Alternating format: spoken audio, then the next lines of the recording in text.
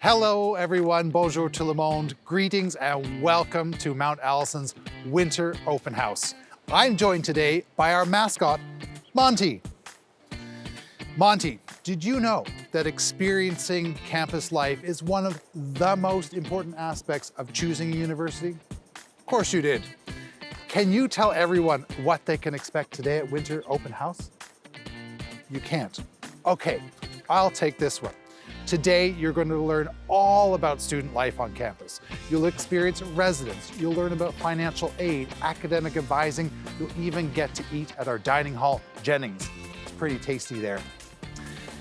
And you're going to meet and make wonderful connections and friends with our students, faculty, and staff, and of course with each other.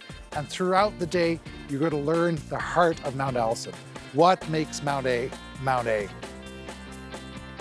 Any questions you have, please ask any of us. Now, Monty, can you tell us, when is the deadline for scholarships and bursaries? It's March 1st.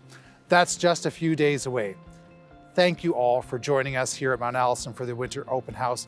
We look forward to seeing you on our campus again soon, and I look forward to welcoming you officially as new students to Mount Allison in the fall.